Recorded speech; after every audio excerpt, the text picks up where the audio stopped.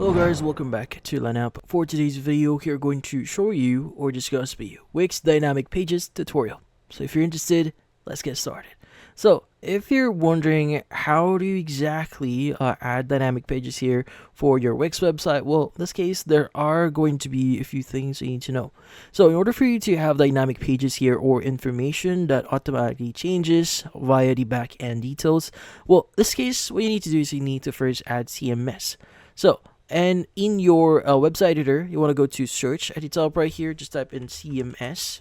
It should give you a number of results here, but what we're looking for is going to be CMS here. So let's go and choose. Just in case you don't see it in here, I would like you to choose dynamic pages. Go ahead and click on the get started option here that you see. And in this case, you just need to click on add to site. Now it should start adding CMS here, and you should be able to first choose what type of information that you want to store. So for example, maybe I want to store like team members into my website. Let's go and click on add to site. Now what we need to do here is we just need to fill out some details. So let's go ahead and edit our CMS here. So by default, these are the information that you can see here, but for now, let's go and limit this to only 3 entries, and let's go ahead and delete them. So I've selected the checkbox next to them, and I want to go to the top right here, and I want to go ahead and maybe delete them. So let's go and look for the delete option here. So let's choose collection settings here, just in case.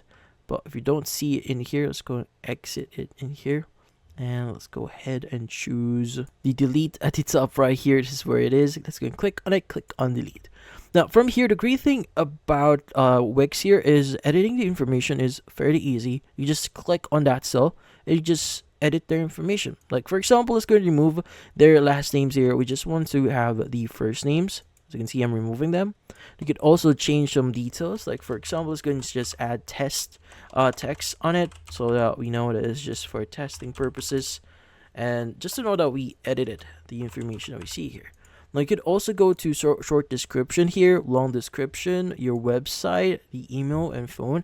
Now also if you want to add like fields in here, you could go and click on manage fields, and you could go and click on add fields or in this case show the already existing fields here.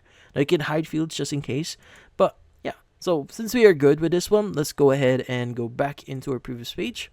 And as you can see, we just added our details. Now, as you can see, the details that we just added before and the details that we just updated, as you can see, we added test. We only added one, on this case, the first name only. As you can see, the details are automatically updated.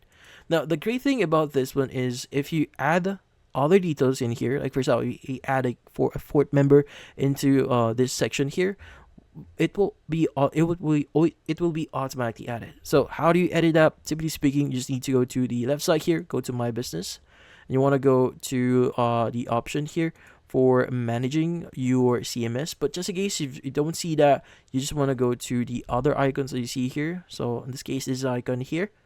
And from here, you want to go ahead and go to the following. So let's go to your collections.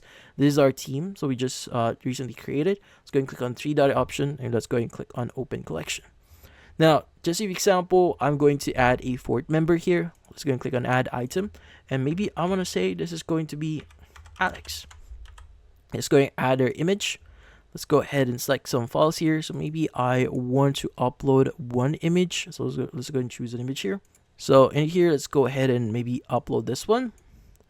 And once the upload is complete, let's go ahead and select it. It might take a while, so let's just wait for this to upload. Select this one, click on add to item, add the job title. So maybe I want to say cat VP.